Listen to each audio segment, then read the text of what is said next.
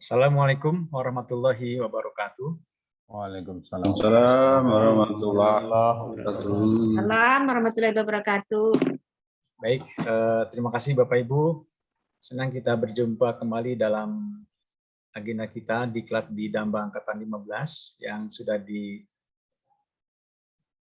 hari Selasa kemarin tanggal 12. Dan 40 peserta sekarang sudah bergabung di kelas pemanfaatan hipermedia iSpring. Kali ini Bapak Ibu akan didampingi bersama saya, Kusdiantoro Wijaya dari PM4TK IPA. Sebelumnya materi ini juga dikembangkan oleh Ibu Arita Megadomani ya. Baik, sebelum kita akan memulai, tentu akan terlebih dulu saya kenalkan. Saya dulu pernah bertugas di PM4 di kementerian ini sudah sejak tahun 2004 ya. Sejak tahun 2004 bergabung dengan Kementerian Pendidikan dan Kebudayaan, tepatnya di PM4 di LPMP Jawa Barat. Di LPMP Jawa Barat, kemudian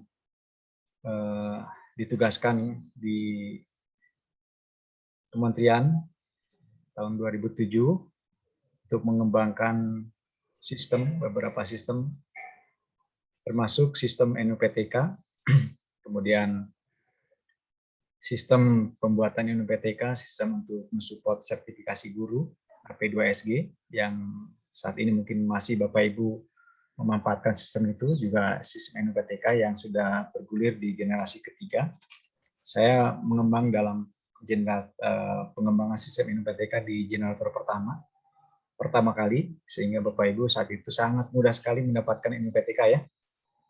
Kemudian tahun 2012 juga saya bergabung dengan tim Pusbang Prodik untuk mengembangkan sistem uji kompetensi guru tahun 2012 saat itu, dan di 2013 juga mengembangkan untuk pengembangan sistem di Diklat Kurikulum 13. Selama di Senayan itu kemudian saya pindah di PM4TK IPA sejak 2015. Di 2015 bergabung dengan tim pengembangan di PM4TK IPA ini, salah satunya dalam pengembangan SIM PKB, dan saat ini bergabung di tim di Damba. Tugas sehari-hari saya sebagai pengembang teknologi pembelajaran di PM4TK IPA atau disingkat PTP. Baik Bapak Ibu, itu perkenalan saya.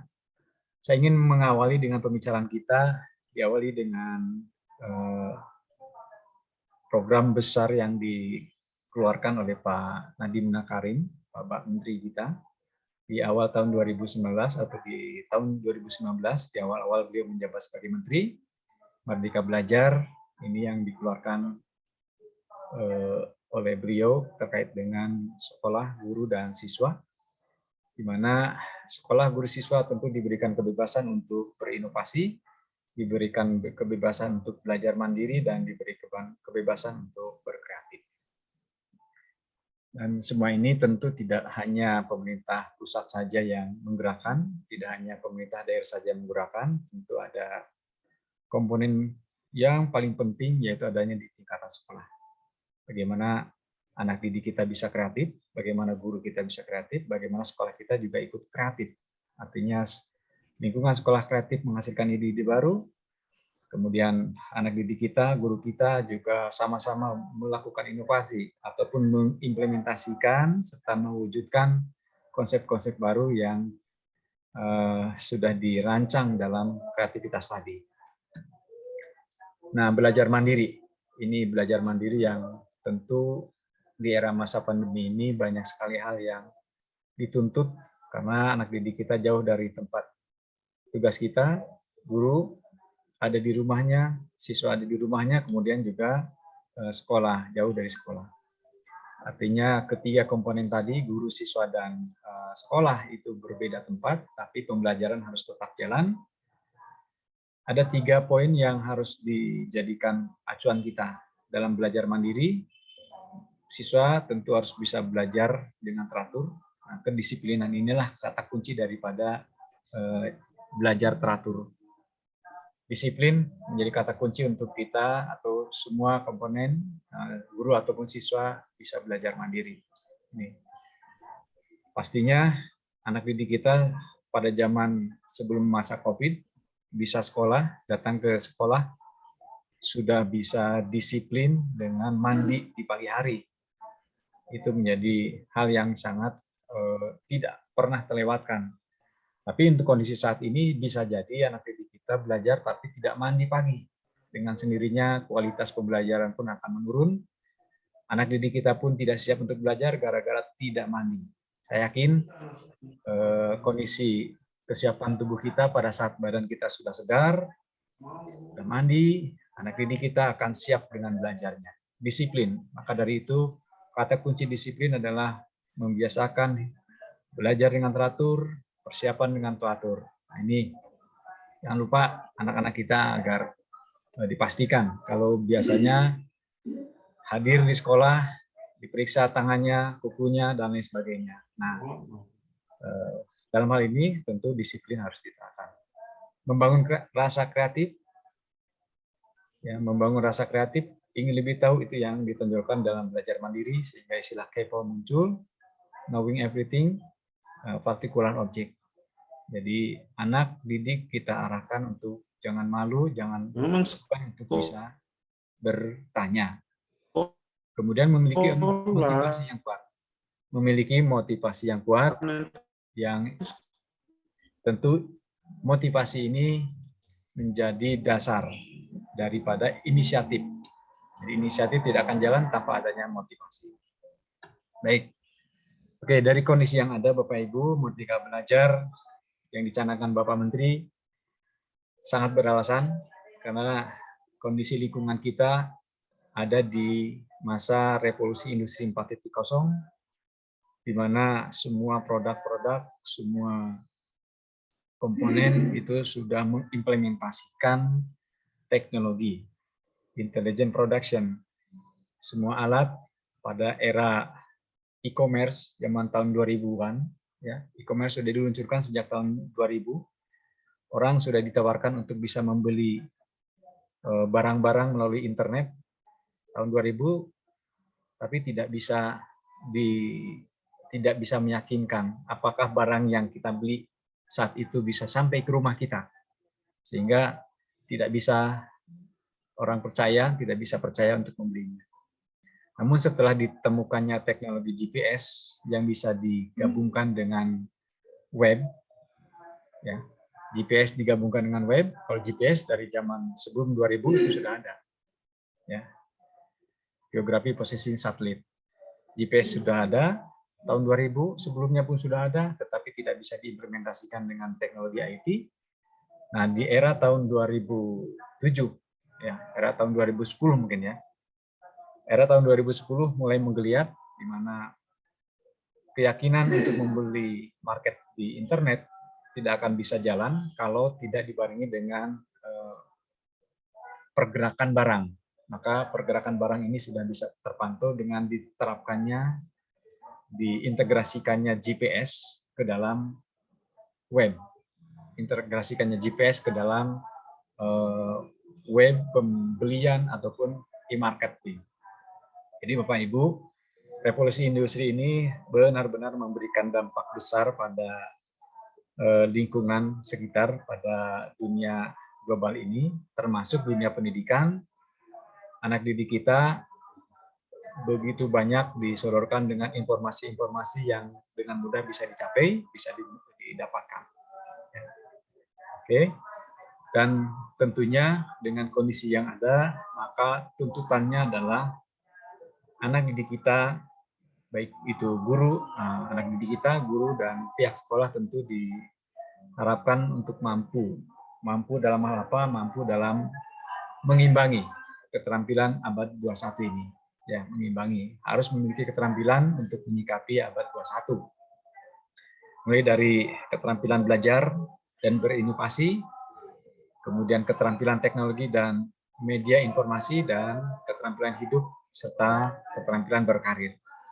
Jadi belajar berinovasi itu menjadi tuntutan di abad 21, kemudian keterampilan teknologi informasi juga sama, dan pada akhirnya adalah anak didik kita menjadi mandiri dan bisa berkarir. Oke, ini di sini saya di P4TK IPA, kebetulan di luar sedang ada demo ya Bapak Ibu, karena P4TK ini lokasinya berdekatan dengan gedung DPRD, DPRD Provinsi Jawa Barat yang dekat gedung Sate. Jadi kondisi sekarang lagi ramai di depan. Mungkin kalau ribut nggak apa-apa ya, dikit-dikit ya. Lanjut. Nah ini Pak, pendidikan 4.0. Pendidikan 4.0 ini di era digital, kalau kita lihat di generasi jadul, sama membawa sebuah alat, bentuknya juga kotak, cuman agak sedikit besar. Ini tidak lain adalah sebuah papan tulis yang dibawa sebagai pengganti buku. Anak-anak atau orang tua kita dulu belajar seperti ini, menuliskan di dalam sebuah alat yang dibawa-bawa, ya. Bukan buku kertas, tetapi alat tulisnya berupa papan yang dibawa. Zaman digital sekarang, anak didik kita sudah terbiasa membawa gadget, informasi bisa diperoleh. Tidak jarang anak didik kita lebih tahu dibanding dengan kita. Begitu mudah anak didik kita untuk bisa menyerap ilmu-ilmu pengetahuan. Nah, maka bagaimanakah kebutuhan mendidik generasi digital masa depan? Ataupun dari sekarang. Anak didik kita sudah tidak bisa kita bendung untuk jangan menggunakan HP. Tidak bisa. Kondisi ini tidak bisa dan tidak memungkinkan anak didik kita tahan. Ini adalah tuntutan. Teknologi tidak bisa dilepas saat teknologi sudah dirasakan. Itu sifat dari teknologi. Sekali lagi, teknologi tidak bisa dilepas saat teknologi itu sudah kita rasakan. Televisi, kemudian layar HP dan lain sebagainya. Nah, didik kita dari sisi manfaat, mereka sudah bisa dapat berselancar, bisa bermain game dan lain sebagainya. Nah, di sini tantangannya bagaimana kita bisa mendidik generasi digital ini. Apapun kondisinya, pasti kewajiban seorang guru tidak boleh berubah, ya, tidak boleh berubah. Tidak boleh berubah karena guru tetap harus bisa mendorong pada anak didik kita untuk ke arah yang positif. Media, informasi bisa saja tersedia tanpa ada batas. Media, poin-poin positif tanpa batas, tapi dorongan positif dari guru untuk bisa memotivasi, untuk bisa memberikan suasana belajar yang menyenangkan, itu harus ditingkatkan, ya. Sehingga anak didik kita sudah mulai, anak didik kita sudah terbiasa dengan HP, sudah bisa membaca, terbiasa dengan membaca materi dengan gadgetnya, dengan HP-nya. Nah, maka kita pun harus sudah mulai dari sekarang bagaimana membuat sebuah dokumen berbasiskan HTML yang bisa diakses oleh HP ataupun fasilitas yang dimiliki oleh anak didik kita. Bagaimana mendidik generasi digital ini? Kelasnya sudah pasti, belajar dimanapun, ya, belajar kapanpun. Bahan ajarnya bagaimana? Maka multimedia dan simulasi virtual ini yang menjadi tuntutan kita. Selaku guru, bisa membangun sebuah media, bisa membangun sebuah hipermedia, sehingga bisa kita simulasikan secara virtual ataupun lainnya.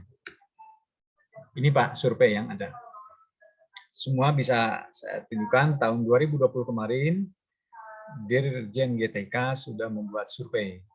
Survei terkait dengan pembelajaran di masa pandemi, di awal-awal pandemi tahun 2020, dari 100.000 populasi, dari 100.000 responden, itu guru maksudnya memberikan jawaban bahwa yang digunakan untuk pembelajaran 96% adalah WhatsApp.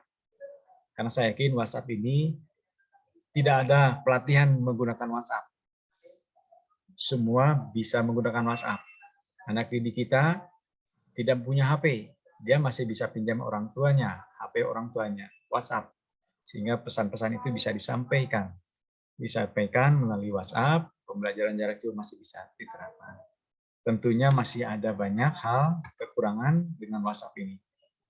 Ya, bahwa tentu WhatsApp ini memang media yang sangat mudah untuk bisa mendeliver materi, mendeliver tugas, mendeliver hal-hal untuk evaluasi, soal-soal dan sebagainya, termasuk juga teks, gambar, video. Namun di sini ada di sini ada hal yang memang sebuah kesulitan bagi guru untuk bisa menilai aktivitas proses pembelajaran. Aktivitasnya seperti apa? WhatsApp memang, materi memang tersampaikan, tapi aktivitasnya, sejauh mana anak didik kita memahami pembelajaran kita, gitu ya. Bagaimana dia menyerap ilmunya, bagaimana jangan-jangan WhatsApp masuk, belajarnya belajar, tapi belajarnya sambil tiduran, bagaimana aktivitasnya, bagaimana dengan sambil belajar tapi kok sambil main game, dan lain sebagainya. Nah, semua aktivitas itu tentu menjadi tantangan. Apa yang sih yang dilakukan oleh siswa di rumahnya saat belajar jarak jauh ini? Maka kebutuhannya adalah pengelolaan. Guru membutuhkan peningkatan kemampuan dalam mengelola pembelajaran. Jadi guru dari hasil survei tadi sangat membutuhkan peningkatan kemampuan dalam pengelolaan pembelajaran yang berbasiskan daring. Ini Bapak Ibu, learning management system yang saat ini diterapkan di berbagai macam sekolah, di PMK atau instansi, ada yang memanfaatkan LMS dari LMS yang membangun sendiri ataupun LMS yang dari corporate, seperti halnya yang disediakan oleh Google Classroom, dan lain sebagainya. Kalau yang kita manfaatkan sekarang di Didaba adalah memanfaatkan LMS berbasiskan Moodle. Moodle adalah sistem learning management system yang dibangun, kemudian kami implementasikan di IPA, nah, kemudian dijadikan sebagai media untuk pembelajaran, baik untuk para guru ataupun internal kita. Dan LMS Moodle ini pun, seandainya Bapak Ibu guru ingin mengembangkan, itu pun memungkinkan. Dan bagaimana belajarnya, silakan cari materi. Di Daba ini ada materi tentang membangun LMS, memanfaatkan Moodle dalam pembelajaran jarak jauh. Oke. Manfaatnya dari LMS ini, PBM tanpa batas ruang waktu pasti, sumber belajar tidak terbatas, artinya kita bisa membuat kelas-kelas seperti halnya di Damba ini, kelas ice cream, kelas yang lainnya, materinya sampai materi angkatan 1, materi angkatan 2. Saat kita akan membuka angkatan ke saat ini 15, materinya sudah ada sebagai master materinya, tinggal kita kopikan. Jadi cukup membuat sebuah materi, kemudian materi itu bisa digandakan di angkatan berikutnya atau digandakan di kelas berikutnya. Demikian juga kelas. Kelas kita bisa membuat kelas, kalau di sekolahan Bapak Ibu berarti ada kelas 1, kelas 2, kelas 3, kelas 1A, kelas 1B, dan seterusnya. LMS bisa menjawab itu. Jadi harapan saya Bapak Ibu setelah nanti belajar iSpring, belajar pula bagaimana membangun LMS, ya. Dan dalam LMS, dalam iSpring ini juga nanti akan diarahkan bagaimana membuat sebuah dokumen yang nanti dokumen ini bisa diterapkan di LMS, gitu ya. Nah, ini adalah gambaran LMS yang nanti akan Bapak Ibu ikuti. Ada pendahuluan dari 40 peserta, ya. Dari 40 peserta ini ada satu yang masih belum login, ya, terpantau belum login satu, mungkin karena kendala password yang lupa dan lain sebagainya. Masih bisa diberi kesempatan, ya. Nanti bisa diberi kesempatan untuk bisa mengikuti. Untuk bisa mengikuti, tentu akan ada tambahan waktu. Kalau teman tadi baru masuknya hari ini, berarti nanti akan ditambah sekitar 2 hari untuk bisa menuntaskan, mengejar ketertinggalannya. Sekali lagi di sini ada pendahuluan dan ada penutupan, ya, ada penutup. Jadi ada pendahuluan dan ada penutup. Di tengah-tengahnya ada sesi 1, sesi 2, dan sesi 3. Oke, sesi 1 adalah pembelajaran dan keterampilan abad 21. Kemudian sesi 2, inti dari iSpring, ada di sesi 2. Ya. Inti dari sesi 2 adalah pembelajaran IPA interaktif memanfaatkan iSpring. Jadi nanti Bapak Ibu akan fokus, bukan fokus ya, inti daripada iSpring ini ada di sini belajarnya. Ikuti apa yang saya contohkan dalam video pembelajaran, karena tentu dalam pembelajaran di Damba yang mandiri ini, tidak mungkin saya menjelaskan di Vicon seterusnya, tetapi Bapak Ibu menyimak penjelasan saya yang sudah saya buatkan dalam video. Ada 4 video, dari mulai membangun iSpring, instalasi iSpring, kemudian membuat kuis, kemudian membuat sebuah server yang di lokal ataupun di server yang ada di public. Oke. Dan nanti di sesi ketiga, Bapak Ibu, di sesi ketiga kita akan masuk pada pembuatan proyek. Ya, ada pembuatan proyek. Anggap sekarang ini ada di semester genap ya. Sekarang ini ada di semester genap. Semester ganjil ya. Sekarang ada di semester ganjil. Maka di semester ganjil ini Bapak Ibu akan merancang pembelajaran untuk semester genap nanti. Mata pelajaran apa yang cocok untuk disampaikan nanti di semester genap. Misalkan seperti itu, materinya apa, kemudian disusun. Nah, dalam menyusunnya tentu ada panduan yang nanti akan kami berikan, berupa GBIM, berupa jabaran materi. GBIM itu garis besar isi media, kemudian JM itu jabaran materi, kemudian naskah dan lain sebagainya. Ini akan kami pandu, Bapak Ibu membuat. Nah, sesi 1, sesi 2, sesi 3. Biasanya Bapak Ibu sudah mulai pelan pada saat Bapak Ibu masuk ke sesi 3. Tapi kalau sesi 1, ya, sesi 2 itu sudah mulai, sesi 2 sudah mulai, Pak, instalasinya bagaimana? Sudah mulai banyak ada beberapa pertanyaan kaitan dengan instalasi software. Nah, di sini. Ikuti saja, kita akan bantu, Bapak Ibu akan saya dampingi sampai bisa mempraktekkan apa yang saya tunjukkan, saya contohkan dalam video pembelajaran. Oke. Kemudian dengan menuntaskan di sesi 2, video-video yang ada di sesi 2, insya Allah Bapak Ibu sudah bisa membuat iSpring dan mengimplementasikan iSpring. Oke. Nah, baru kemudian penutup. Penutup ini singkat, di sini ada ujian akhir. Ya, penutup ini ada ujian akhir, mengetahui kemampuan Bapak Ibu, mereview pembelajaran selama Bapak Ibu mengikuti sesi 1, sesi 2, sesi 3. Dan kemudian Bapak Ibu nanti setelah ujian diberikan kesempatan untuk mendesiminasikan ilmu yang sudah didapat kepada teman sejawat, rekan sejawat, baik di sekolah, baik di KKGM, GMP, ataupun komunitas lainnya. Desiminasi ini dilakukan 1 pertemuan minimal, ya. Rentangnya ada 3 hari, rentangnya diberikan 3 hari atau 8 ya kalau salah. Tapi pada intinya pelaksanaan desiminasi cukup 1 kali, baik dilakukan bisa dilakukan dengan tatap muka ataupun dilakukan dengan daring.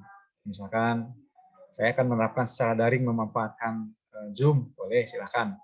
Pesertanya minimal 5 ataupun lebih dari 5 boleh. Peserta nanti akan mendapatkan lembar surat keterangan dari Pempat IPA, sama seperti lembar sertifikat lembarnya.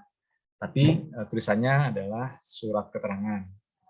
Kalau lembar sertifikat tentu bisa dijadikan angka kredit, kalau surat keterangan bisa jadi sebagai pengalaman. Dan mungkin kalau ingin memperdalam bisa para peserta ini bisa mengikuti materi lain yang ada ditawarkan di Didamba.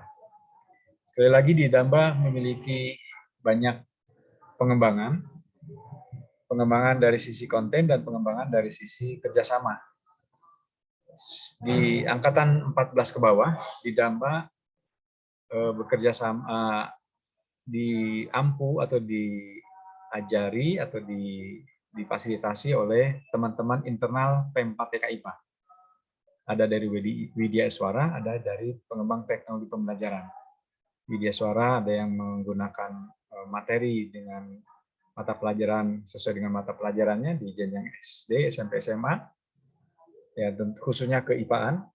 Nah, untuk PTP banyak yang mengembangkan di bidang media pembelajaran sesuai dengan tupoksinya PTP, pengembang teknologi pembelajaran maka beberapa materi-materi yang ada di media itu dikembangkan oleh teman-teman PTP, teman-teman pengembang pembelajaran, sehingga Bapak Ibu bisa mempelajari bagaimana membuat video pembelajaran, bagaimana memanfaatkan whiteboard, bagaimana belajar Canva, dan lain sebagainya. Termasuk sekarang kita belajar dengan iSpring. Sertifikat ini akan bisa diunduh, bisa didapatkan oleh Bapak Ibu, syaratnya harus menuntaskan atau memberi laporan desiminasi. Laporan desiminasi tidak perlu kompleks, tidak perlu lengkap, cukup menunjukkan adanya bahwa saya sudah melakukan mengimbaskan kepada rekan yang lain. Ya, gitu. Mengimbaskan tidak sedetil apa yang dilakukan, tapi memberikan informasi, ini loh seperti ini wawasannya. Oke, jadi kalau pelaksanaan desiminasi ini misalkan berupa webinar selama 2 jam, tentu 2 jam tidak akan memberikan pemahaman yang lengkap pada para peserta desiminasi, karena waktunya juga hanya 2 jam. Sementara Bapak Ibu menjalankan ini selama 31 jam, 32 jam pelajaran. Ya. Sertifikat yang nanti Bapak Ibu gunakan 36 jam pelajaran. Oke. Nah, desain instruksional ya Bapak Ibu di dalam LMS, karena beberapa sudah hampir semuanya ya, hampir semuanya sudah masuk pada pembelajaran di LMS ini, sehingga tidak asing ya bahwa desain instruksional untuk aktivitas di pembelajaran LMS ini berurutan. Bahan ajar ini disajikan secara berurutan dari atas ke bawah. Jadi tes awal tidak bisa dijalankan kalau Bapak Ibu tidak memberikan atau tidak masuk pada penilaian diri iSpring awal.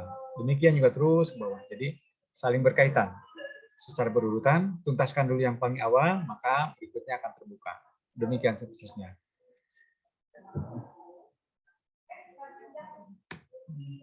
Nah, di pendahuluan seperti ini. Di pendahuluan juga begitu. Jadi pada saat awal pembelajaran H5P ini menjadi pintu awal Bapak Ibu belajar, membuka sesi-sesi berikutnya. Di sesi pertama, pembelajaran abad ke-21, tadi sudah disampaikan, Bapak Ibu diberikan wawasan kaitan dengan diskusi pembelajaran abad 21, keterampilan abad 21. Ya. Kemudian untuk di pembelajaran interaktif memanfaatkan teknologi media digital, di sini Bapak Ibu akan diberikan latihan, lembar kerja. Diberikan lembar kerja, mempraktekkan apa saja yang sudah ditunjukkan dalam video pembelajaran 1-4. Ya, dengan 4 itu insya Allah Bapak Ibu sudah bisa mempraktekkan, sudah bisa mengembangkan iSpring sendiri. Nah, ketiga, Bapak Ibu diminta untuk mengimplementasikan atau membuat sebuah proyek sesuai dengan materi yang nanti akan disampaikan, sehingga di situ ada produk yang harus bisa dibuat. Sebetulnya produk itu sudah bisa dirancang dari sesi 2, melanjutkan apa yang sudah dilakukan di sesi 2. Hanya saja kontennya sudah bisa disesuaikan dengan apa yang akan dirancang, dipelajari, atau yang akan dibuatkan untuk pembelajaran yang nanti akan Bapak sampaikan pada anak didik ke depannya.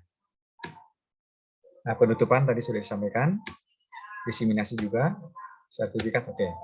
Nah, ini struktur program. Struktur program di Damba 36 jam. 36 jam, prakteknya selama 20 jam, teorinya ada 16, Bapak Ibu. Kemudian penilaiannya, untuk penilaian, selama Bapak Ibu mengikuti sesi 2, artinya mencontohkan apa yang kami berikan, atau mengerjakan lembar kerja, minimal Bapak Ibu sudah bisa menuntaskan, sudah bisa mencapai kategori lulus. Ya, lulus dengan baik. Jadi dengan menjalankan sesi 2, mempraktekkan lembar kerja, itu potensinya Bapak Ibu ini sudah akan masuk pada wilayah yang baik.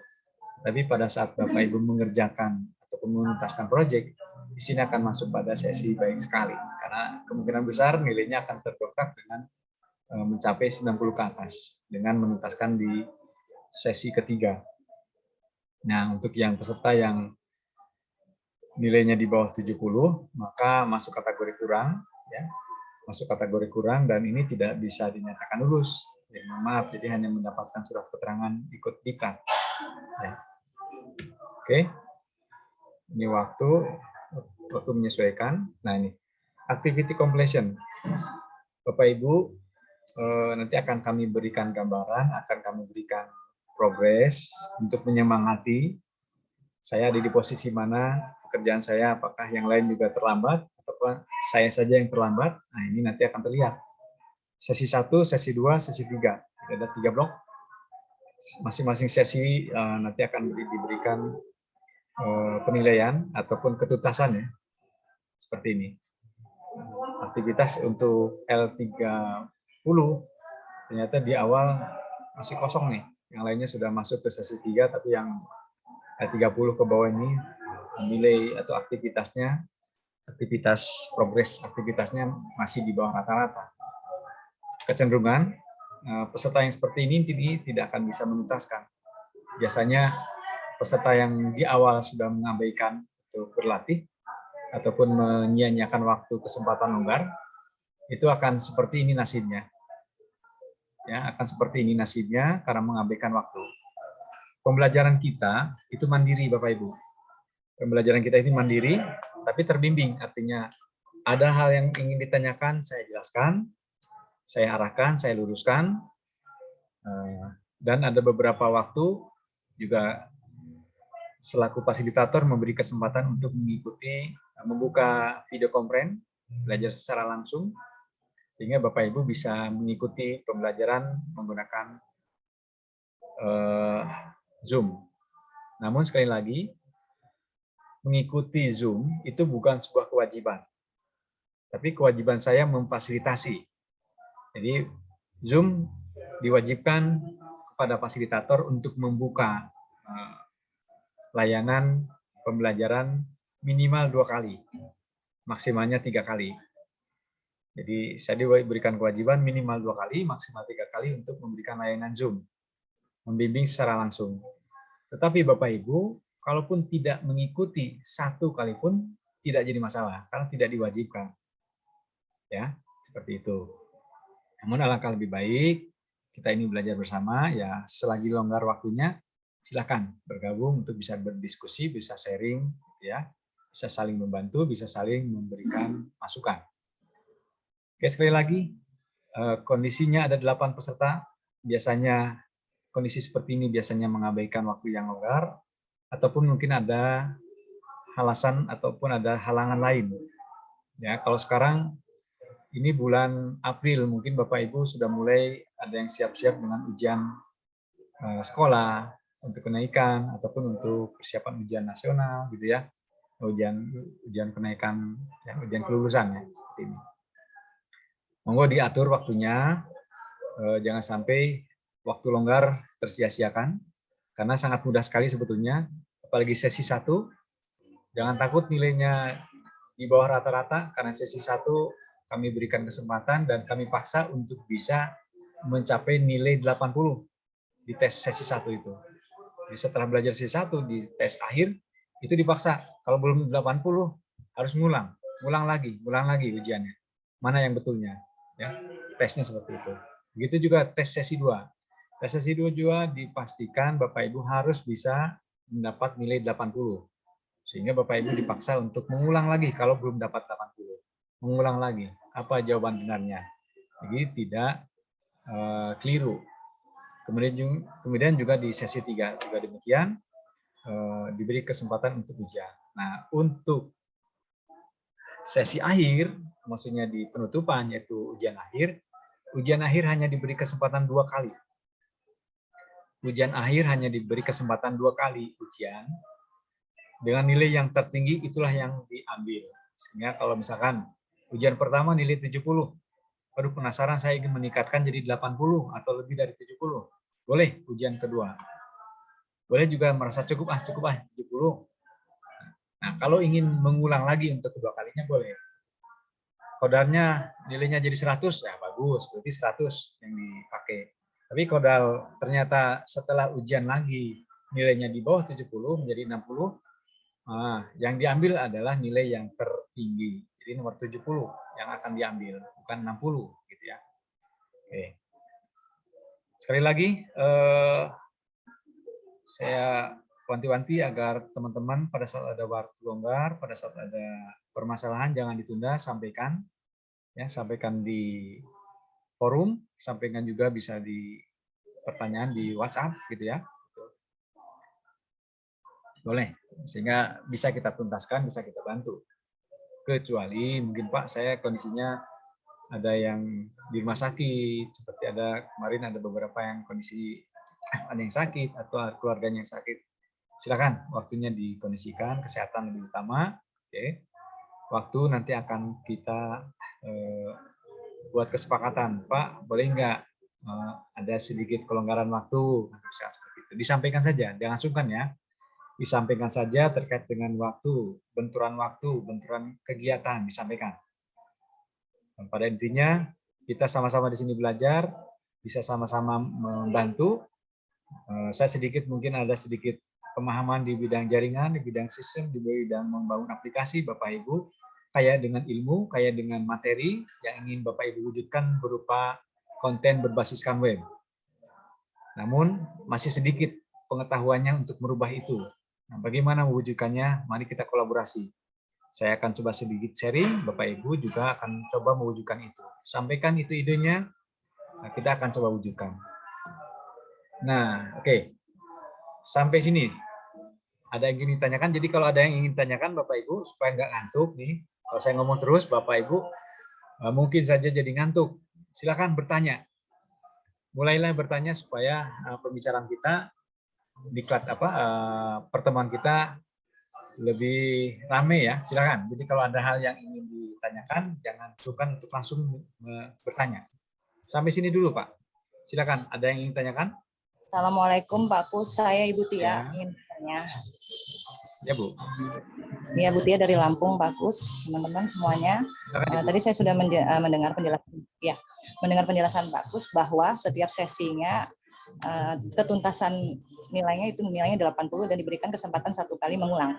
Jika mencapai nilai 80, konsekuensinya apa? Apakah ada pengulangan lagi ataukah diklat ini berhenti sampai di sesi 1? Misalkan saya tidak tuntas di sesi 1 dengan nilai 75, nilai pertama 75, nilai kedua 78. Artinya kan saya tidak tuntas di nilai 78.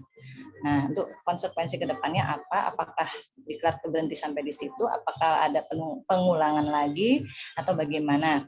Kemudian untuk pengerjaan LMS ada kegiatan Bapak, misalkan kegiatan diskusi. Pada hari ini ada kegiatan diskusi dan saya terlewat 2 hari tidak mengikuti diskusi karena ada kegiatan lain ya kan Pak. Kemudian saya baru diskusi di situ. Apakah itu berpengaruh terhadap penilaian akhir? Itu aja Pak pertanyaan saya. Terima kasih. Baik, terima kasih. Ibu tadi dari Lampung saya nggak nyimak namanya, mohon maaf. Ibu Tia, Ibu Tia Pak. Iya. Baik, Ibu Tia. Mengenai nilai di setiap sesi. Nilai di setiap sesi tidak ada pengaruhnya ke dalam nilai pengetahuan. Ya. Tapi nilai ini akan menjadi modal awal Bapak Ibu untuk bisa menjawab di pertanyaan yang ada di tes akhir. Sehingga kami paksa Bapak Ibu harus bisa menuntaskan tes di setiap sesi dengan minimal 80. Kalau ternyata nilainya masih 75, 79, Bapak Ibu juga diberi kesempatan untuk bisa menuntaskan sampai 80. Gitu ya. Diulang tanpa batas mengulangnya. Gitu ya. Seperti itu. Tapi biasanya 3 kali mengulang, 4 kali mengulang itu sudah mencapai angka 80. Karena materi yang kita berikan juga tidak terlalu sulit ya.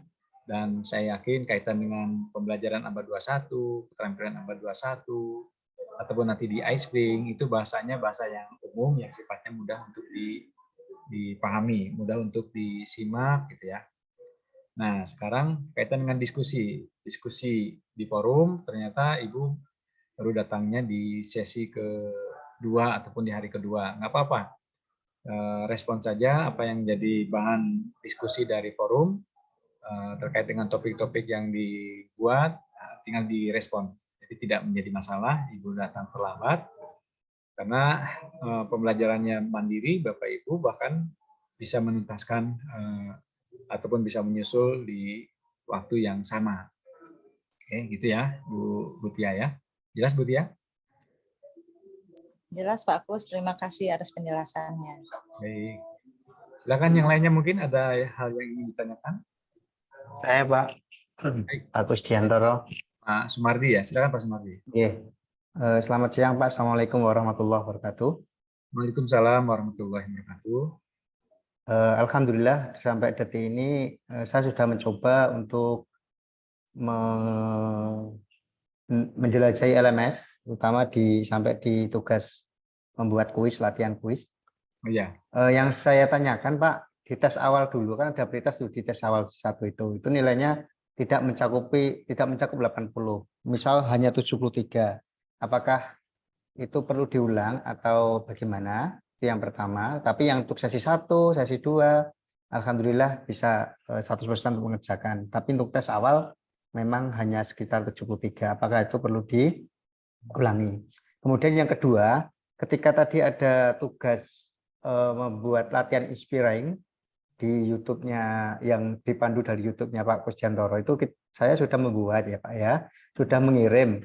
Tetapi di grade, saya lihat di grade itu kok lembar kerja 1 grade-nya masih 0 gitu ya Pak ya. Itu apakah memang Pak Rusdi belum menilai atau itu sistem memang belum terkirim? Tapi kalau sudah saya cek sudah terkirim, cuma Ya. di grade-nya masih 0. Apakah memang karena ini dinilai manual oleh Bapak atau bagaimana? Mungkin itu Pak dari saya. Ya. Baik, terima kasih Pak Sumadi. Tes awal jangan khawatir, itu tes awal itu hanya mengukur kemampuan Bapak Ibu. Bayangan awal saat mengenal iSpring seperti apa. Nah, perbaikannya Bapak Ibu ikuti di tes akhir. Jadi, kalau awalnya 78, harapannya tes akhir itu harus 80 atau lebih dari 78 karena kemampuan Bapak itu sudah 78. Masa setelah diklat nilainya jadi turun gitu ya. Iya, ya. Jadi tes awal itu tidak jadi patokan, tetapi gambaran bahwa harus ada peningkatan nih setelah didiklat. Nah, jadi yang nanti akan dipakai adalah tes akhir, Pak. Tes pengetahuan itu adanya di tes akhir. Tes awal tidak dipakai sebagai nilai akumulasi dalam perhitungan untuk predikat Bapak Ibu.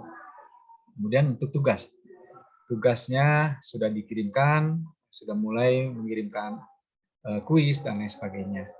Nah, betul bahwa untuk tugas dinilainya secara manual oleh fasilitator, oleh saya, dan biasanya menilainya itu tidak nyicil, jadi biasanya saya diserentakkan gitu Pak ya.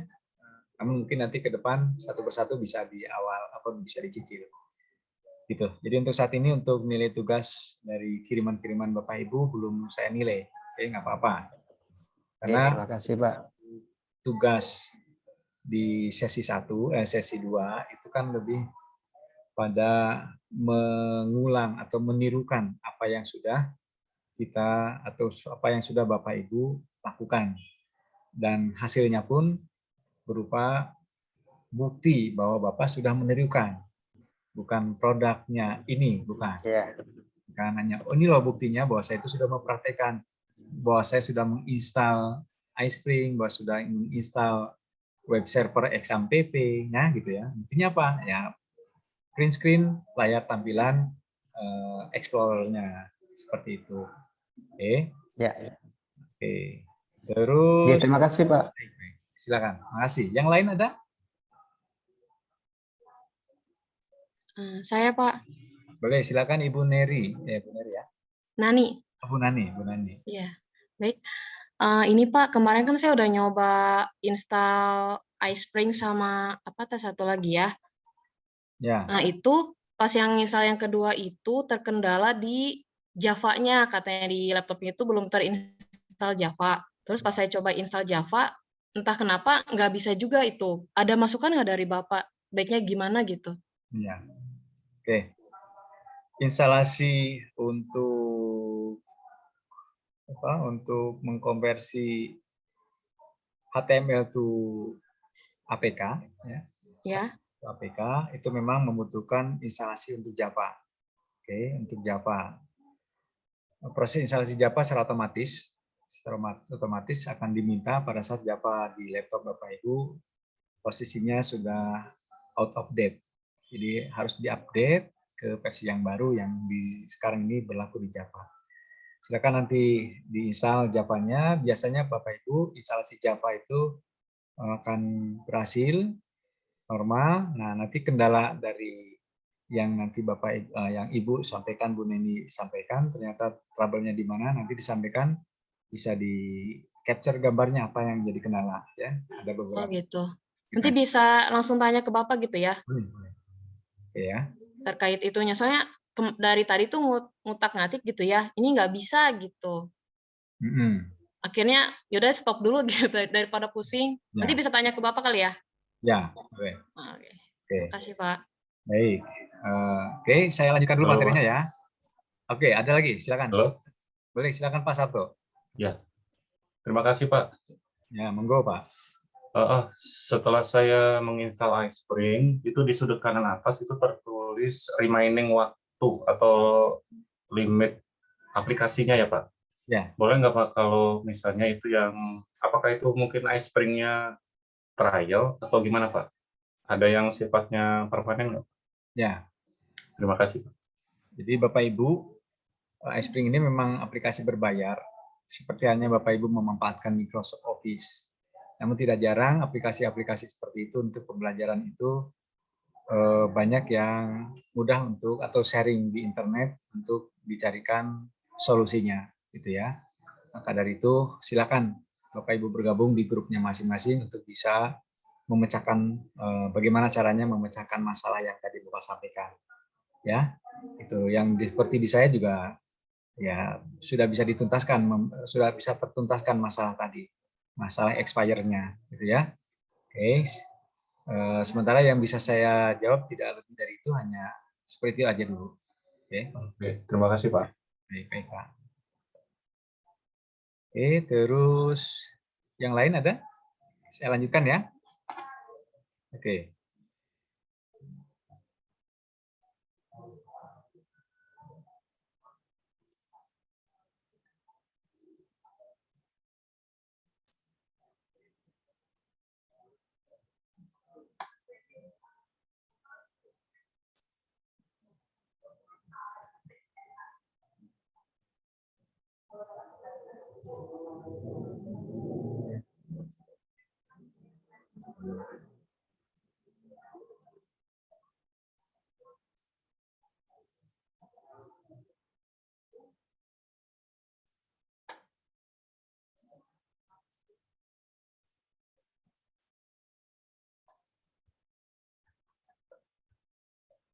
Nah ini. Oke, sekarang kita mulai ya. Mulai dengan penyamaan persepsi dulu. Ada media pembelajaran, ada hipermedia pembelajaran. Kalau media pembelajaran ini yang sudah tidak asing, kita biasa menggunakan media. Media ini digunakan secara terpisah. Guru olahraga saat akan mengajarkan anak didiknya untuk belajar senam, dibawalah tip, dijalankan tip radio atau tip audionya. Suaranya terdengar, siswanya bisa mempraktekkan senamnya. Itu media. Kemudian media-media sederhana Bapak Ibu tampil di depan kelas, mengajarkan anak didik kita membawa sebuah lembar brosur ataupun lembar papan ataupun lembar alat peraga. Ya. Nah, itu media. Begitu juga multimedia, Bapak Ibu akan menampilkan video. Itu masih disebut sebagai media, kalau hanya video. Ya, videonya Bapak tayangkan di laptop menggunakan infocus, itu ya masih disebut sebagai media. Kemudian ada media yang multimedia yang interaktif. Ya, ada multimedia interaktif. Itu juga masih disebut sebagai media. Kalau semua itu didistribusikannya secara parsial, disampaikannya kepada yang bersangkutan, kepada siswa secara parsial seperti ini. Beda halnya pada saat Bapak Ibu sudah mengelola sebuah laman, sebuah server. Di dalamnya ada teks, di dalamnya ada gambar, Bapak Ibu punya video, punya file audio, ya, punya PDF dan lain sebagainya, termasuk animasi. Nah, ini semua dikemas sedemikian rupa menjadi sebuah dokumen yang saling terkait. Adanya hyperlink. Hyperlink ini adalah jembatan yang akan menghubungkan sebuah topik dengan topik lainnya. Contoh, ada teks. Teksnya ini kalau ini teks ini diklik, maka akan lari ke gambar video, gitu ya, ataupun lari atau memunculkan sebuah audio pada saat teks diklik. Ya, sama seperti yang Bapak Ibu rasakan saat kala membuka sebuah laman di pembelajaran di Damba ini, LMS. Itulah yang kita sebut sebagai hipermedia.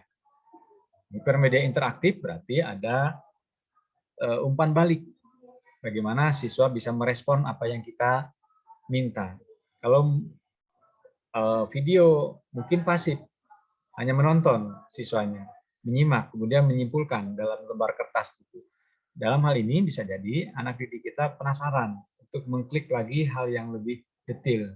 Nah, ini dia, hipermedia. Sehingga hipermedia pembelajaran ini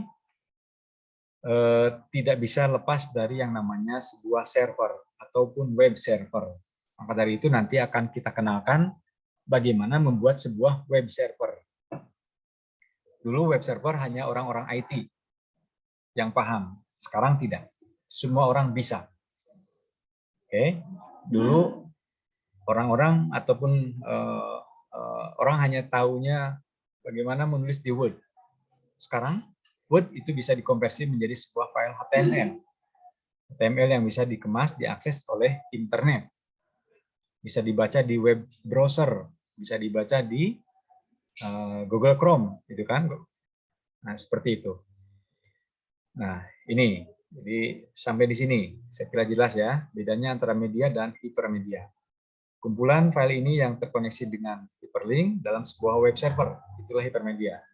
Adanya keterkaitan link yang ada, fasilitas link yang ada dalam sebuah dokumen. Saya yakin hyperlink, kalau Bapak Ibu sudah terbiasa dengan PowerPoint, sudah mulai bagaimana melakukan pada saat sebuah tombol ditekan akan mengarah pada sebuah page di halaman keberapa. Itulah hyperlink, ya, seperti itu. Untuk media pembelajaran tentu tidak. Media itu tidak seperti itu, hanya parsial. Oke. Kalau untuk media, nah itu yang sering Bapak Ibu tuangkan dalam RPP pembelajaran selama ini, Bapak Ibu rancang memanfaatkan media pembelajaran. Nah, untuk media, untuk hipermedia, maka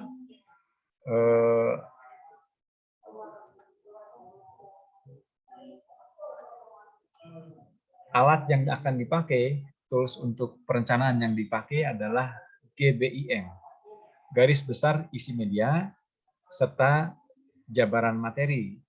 Ya, gitu. Dan saya yakin kalau melihat isinya itu nggak asing lah. Kalau Bapak Ibu melihat, oh isinya seperti ini toh, hanya saja istilahnya berbeda, misalkan seperti itu.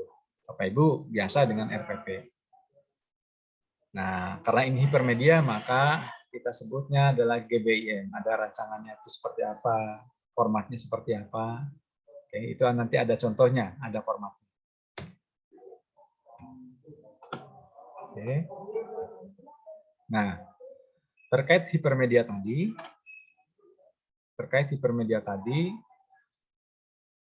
untuk mewujudkan hipermedia pembelajaran, maka kita memiliki target membuat sebuah dokumen berbasiskan web. Aduh Pak, bikin web itu seperti apa sih Pak? Ini kan anak didik saya ataupun anak saya pintar, tapi kalau saya nggak kebayang gimana membuat web gitu. Sederhana kok. Kalau dulu pemrograman, ya kalau dulu orang-orang IT saja yang paham dengan membuat web ini. Kalau sekarang tidak. Konsepnya adalah WYSIWYG. W-Y-S. What you see is what you get. Apa yang Anda lihat, itulah yang akan Anda dapatkan. Jadi cukup melakukan desain, ya, menggambar ataupun menampilkan, menyimpan teks, menyimpan gambar di dalam PowerPoint, misalkan gitu. Ya seperti itulah nanti yang akan Bapak dapatkan. Kalau zaman dulu di bawah tahun 2010 ataupun 2000 lah gitu ya, zaman saya kuliah di bidang IT, untuk menampilkan sebuah tulisan yang ada seperti ini saja, saya harus menggambar dengan kata-kata, dengan skrip bahasa pemrograman. Begitu susahnya, begitu sulitnya, gitu ya. Sekarang tidak. Setiap orang sudah bisa. Background IT ataupun bukan IT bisa merubah apa yang kita miliki menjadi dokumen berbasiskan web. Apa yang ada di tampilan PowerPoint sudah bisa menjadi dokumen web. Bisa dikonversi, bisa dipublish. Toolsnya apa? iSpring. Yang sekarang kita pelajari, Bapak Ibu pelajari adalah iSpring. iSpring menjadi generator pembuat dokumen berbasiskan web dengan desain yang ada di iSpring. Dengan fasilitas tentunya yang sangat banyak dan sangat kaya. Bapak Ibu bisa memaparkan template yang ada. Bisa membuat sebuah dokumen, profil, portofolio, dan lain sebagainya. Ada di situ semua. Nanti kita praktekkan. Oke. Sekali lagi, jangan takut dengan bersentuhan dengan dokumen berbasiskan web. Ya, karena mudah sekali untuk bisa menuliskan itu. Sekarang konversi generatornya sudah ada. Sudah ada. Nah, yang perlu Bapak siapkan adalah apa yang akan saya sampaikan. Apa yang akan saya sampaikan, materi apa yang akan saya sampaikan dalam laman web. Desainnya cukup sederhana. Buatkan saja di Microsoft PowerPoint. Dengan PowerPoint yang Bapak sudah terbiasa, sudah familiar dengan PowerPoint, ada animasi, ada gerakan, ada gerakan-gerakan yang sesuai dengan kita butuhkan, slide demi slide, itu dengan sendirinya juga akan tampil seperti itu. Itulah yang namanya WYSIWYG. What you see is what you get. Oke, Pak?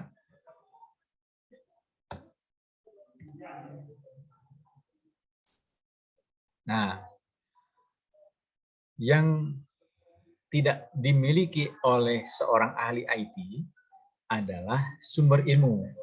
Saya hanya paham di bidang IT, misalkan seperti itu.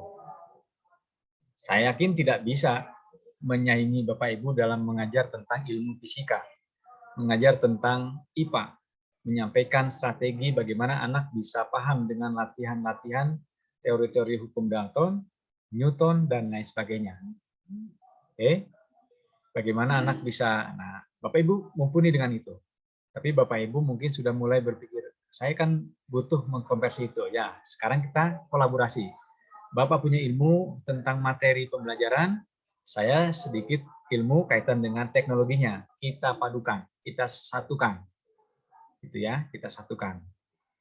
Nah, sehingga pelajaran tatap muka yang tadinya biasa akan menjadi luar biasa karena Bapak Ibu sudah bisa mengemas materi itu tidak hanya dalam PowerPoint yang harus Bapak jalankan menggunakan Infocus, tapi cukup dengan memberikan link, memberikan alamat. Silakan buka alamat pembelajaran hukum Newton, misalkan. Nah, dan seterusnya. Suara Bapak bisa disisipkan di situ, video Bapak pun bisa Bapak sematkan di situ. Sehingga sumber ilmunya tadi sudah ada, kalau tadi tatap muka, sekarang blended. Anak didik kita tentu bisa belajar dari jarak jauh walaupun Bapak Ibu tidak berhadapan-hadapan dengan anak didik kita. Gara-gara Bapak Ibu sudah membuat memiliki materi PowerPoint yang dikemas dalam HTML. Sekali lagi, saya yakin Bapak Ibu dengan pelajari ini tidak akan rugi. Tidak akan rugi dengan menambahkan satu step. Stepnya apa? Tadi, bagaimana mempublish PowerPoint yang Bapak Ibu miliki menjadi sebuah dokumen berbasiskan web. Dengan apa? Dengan iSpring. Effortnya sedikit, ya, perjuangannya sedikit. Perjuangannya sedikit. Hanya install iSpring, bagaimana itu bisa materi yang PowerPoint tadi dikompresi menjadi sebuah dokumen berbasiskan web, bisa kita menyisipkan dokumen-dokumen lain, baik dari YouTube, baik dari quiz yang bawaan iSpring, ataupun yang lainnya. Termasuk outputnya akan terkirim ke laman email Bapak Ibu sekalian. Jadi jawaban-jawaban soal terkirim tuh ke emailnya Bapak Ibu. Jawabannya kalau Bapak Ibu kelas tatap muka, pasti anak didik kita kan mengisi jawaban tuh menggunakan lembar kertas ya. Ada sebuah kertas ujian atau kertas kuis, diisi tuh lembar jawabannya. Kalau itu yang dimaksud, Bapak Ibu misalkan inginkan jawaban tulis tangan, boleh dipoto, masukkan ke kuis tadi. Gitu ya. Sehingga Bapak Ibu dalam hal ini kuisis yang dimaksud memang dikirim per individu. Per individu sebagai jawaban detailnya siswa, kita bisa mempelajari, oh jawabannya anak ini seperti ini. Termasuk juga bisa mengakomodir jawaban-jawaban berupa jawaban multiple choice. Jawaban satu pilihan jawabannya benar, ataupun multiple respon. Jawabannya lebih dari satu boleh, ataupun mencocokkan gambar, dan seterusnya. Ada banyak kuisis yang ditawarkan, ada 14 ya. Ada 14 model kuis, ya, bentuk kuis yang ditawarkan oleh iSpring kepada Bapak Ibu, ya, gitu. Nah, membangun bahan ajar dapat mendukung pembelajaran jarak jauh yang interaktif pasti, ya. Jadi ajarnya seperti apa? Pakailah iSpring. Kalau saat ini Bapak Ibu saya kenalkan iSpring, mungkin ke depan Bapak Ibu mendapatkan tools lain yang lebih canggih, boleh silahkan. Tapi iSpring dulu, karena Bapak punya basic PowerPoint. PowerPoint sudah Bapak Ibu kuasai, tinggal kasih iSpring, maka iSpring ini akan bermanfaat untuk mengkonversi. Ibaratnya seorang yang akan bisa merubah simsalabim, kasarnya gitu ya, berubahlah dari PowerPoint menjadi dokumen berbasiskan web. Jadi itulah iSpring. Nah, iSpring memiliki fungsi publish, mempublish dokumen dari PowerPoint berbasiskan PPT berubah menjadi dokumen HTML. Dan di sini juga bisa kita konversi ulang. HTML tadi itu bisa kita rubah menjadi APK. Oke, di sini. Jadi nanti akan diinstal iSpring-nya, maka iSpring-nya nanti akan embedded dalam PowerPoint.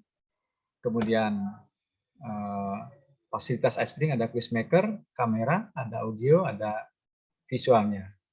Kemudian ini nanti lebih detail di video. Nah, ini jelas di video. Nanti output dari iSpring setelah Bapak Ibu PowerPoint-nya dipublish, PowerPoint tadi dipublish, maka akan menghasilkan menghasilkan file-file seperti ini. File HTML, index, sehingga pada saat dijalankan, indeks HTML akan bisa berfungsi, dijalankan di web browser, baik di Chrome, ataupun Internet Explorer, ataupun di Edge, dan lain sebagainya. Mozilla, ya, Opera, itu bisa dijalankan oleh browser tadi, ataupun browser yang ada di mobile. Oke, sekali lagi, sekarang dengan langkah sederhana, lakukan publish ataupun menekan tombol publish, berfungsi mengenerate PowerPoint yang hanya satu file menjadi file-file seperti ini. Kirimkan kepada siswa, ataupun simpankan dalam server. Maka dokumen Bapak Ibu sudah bisa diakses oleh siswa, baik di handphonenya, baik di laptopnya, ataupun melalui jarak jauh. Dokumen ada di server, siswa ada di rumahnya langsung mengakses server. Oke, seperti ini nanti Bapak Ibu akan diarahkan agar Bapak Ibu membuat sebuah server. Contoh sma1.com, gitu ya, latihan kuis. Nah, nanti kita nggak pakai sma1.com, tapi localhost.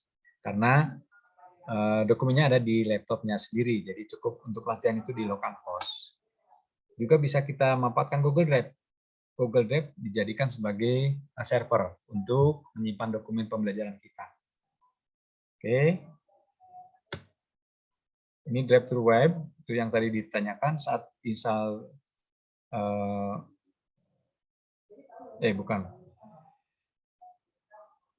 saat menginstal Web to APK tadi ada yang bertanya, Web to APK-nya Pak, generator untuk Java-nya tidak berhasil. Nah ini di sini, di tahapan ini. Oke, tidak apa-apa, nanti akan kita pandu, kita bimbing apa masalahnya.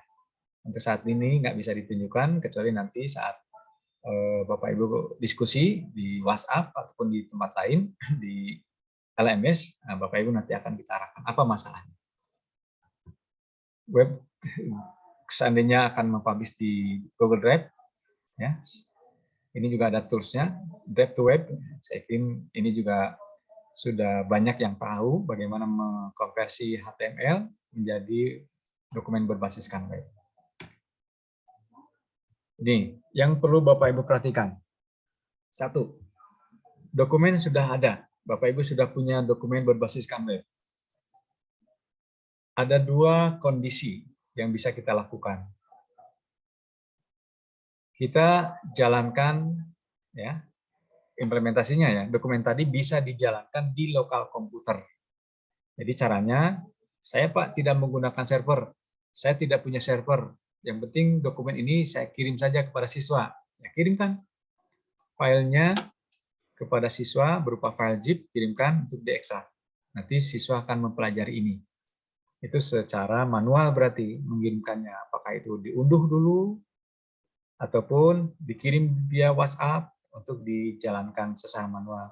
Boleh. Itu.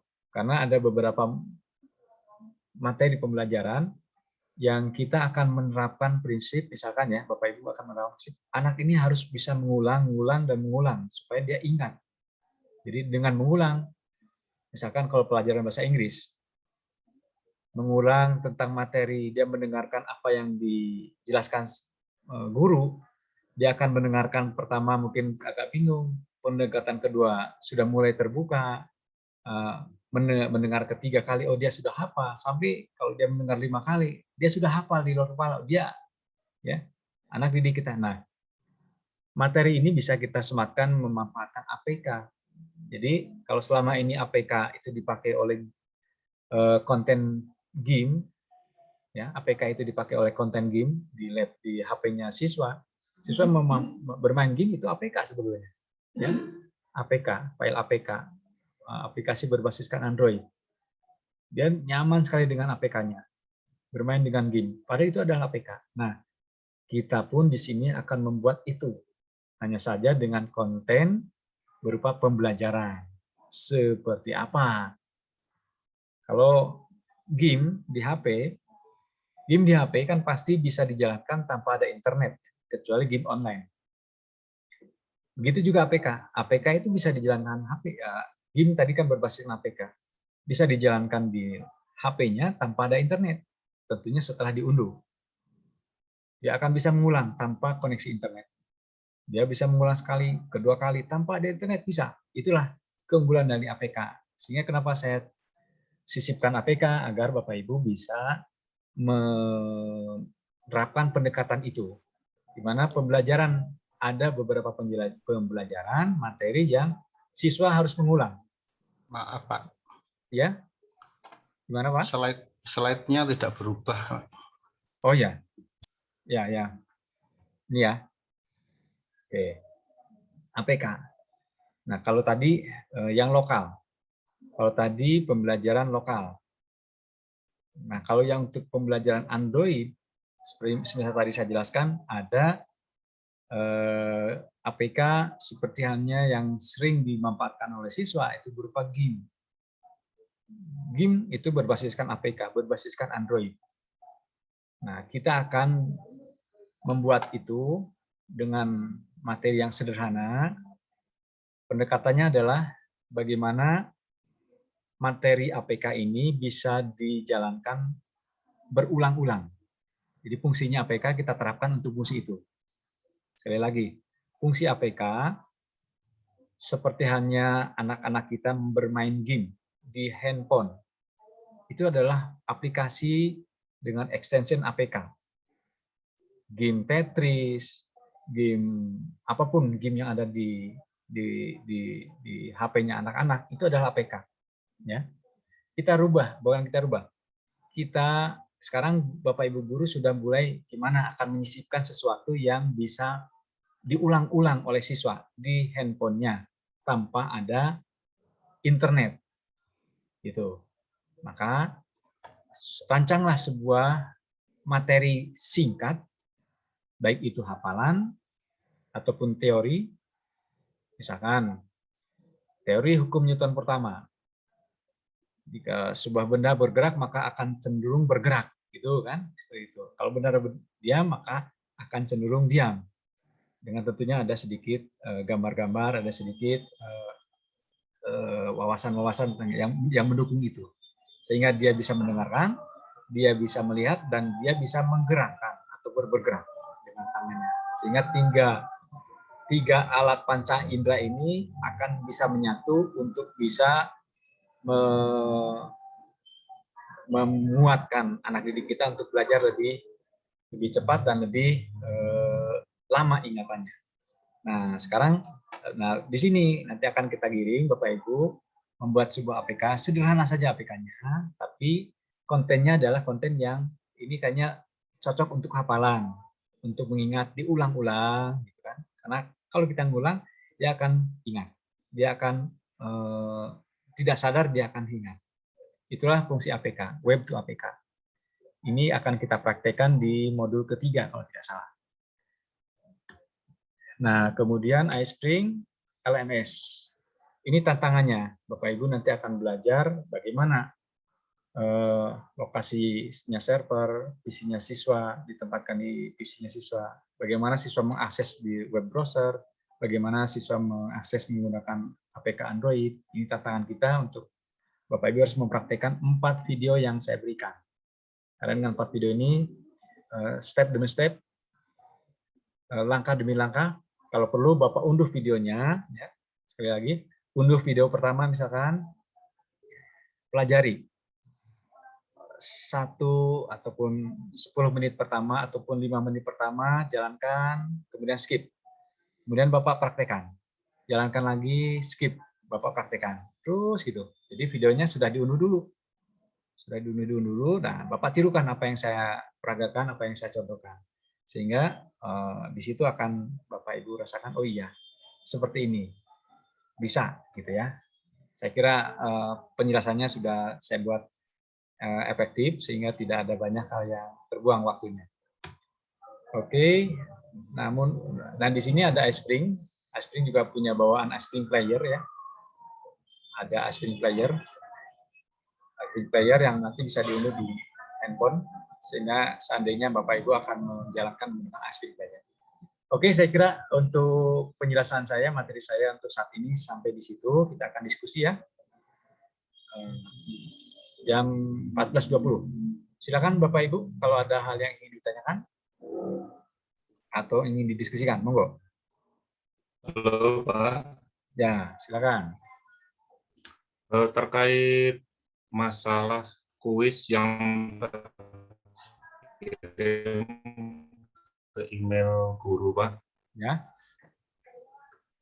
Misalnya seperti ini Pak. Nanti kan seperti saya, prakteknya itu kan mengajar 5-6 kelas atau lebih. Ya. Ketika saya melakukan ulangan harian misalnya, itu ulangan harian itu akan saya lakukan berulang ke 5 kelas yang saya ampu. Ya. Saya membayangkan ketika saya melakukan kuis dan memberikan kuis kepada siswa, kemudian hasil kuis itu masuk ke email saya sebanyak 5 kelas, itu akan tampak sangat repot, Pak. Takutnya bertumbuk-tumbuk dan lain-lain. Ada alternatif lain tidak, Pak, untuk pengumpulan hasil nilai siswa itu dalam satu folder atau dalam satu wadah tertentu gitu, Pak, yang tidak terkirim satu persatu di email guru.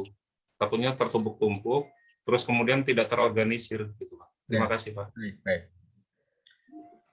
Oke, untuk saat ini memang ada keterbatasan iSpring kalau Bapak membandingkannya dengan keefisienan dalam mengetahui jawaban siswa ya. Ada sekian kelas, satu kelas 40 kali 5 kelas, berarti udah 200 tuh. Oke, ada 200 siswa harus dipelajari dan setiap siswa terkirim email. Emailnya satu persatu lagi kan gitu. Akan numpuk email saya kan seperti itu. Oke. Untuk saat ini uploadnya masih ke email, belum terfasilitasi untuk upload ke Google Drive misalkan ataupun ke tempat yang lainnya. Oke, karena memang pendekatan yang ada menutup dulu permasalahan Bapak punya server, Bapak Ibu punya fasilitas Google Drive ataupun punya cloud dan lain sebagainya. Ditutup dulu. Pokoknya materi jawaban siswa terkirim. Nah, berarti sudah terkirim, tinggal permasalahannya bagaimana mengefisiensikan jawaban terkirim ini sehingga jawabannya bisa mudah untuk diperiksa. Nah, ini mirip masih seperti Bapak Ibu menerima jawaban kertas dari siswa, kemudian lembar kertasnya ada tadi 400, harus diperiksa satu persatu, mirip seperti itu. Nah, tapi kalau Bapak Ibu menginginkan kecepatan, maka pakainya bukan kuis, pakainya ya pakai tools yang lainnya. Bisa, iSpring bisa berkolaborasi dengan tools yang lainnya. Bapak punya Google Form gitu ya, punya Google Form untuk soal-soal, ya itu bisa di-link-kan, bisa digabungkan dalam atau bisa di-smart-kan dalam pembelajaran di kontennya iSpring ini. PowerPoint-nya Bapak. Oh, gitu. Jadi bisa pakai link ke GCR Pak ya? Nah, bisa Pak. Oke, siap Pak. Jadi yang Bapak maksud ini cocoknya untuk kuis ini, ya? Iya Pak.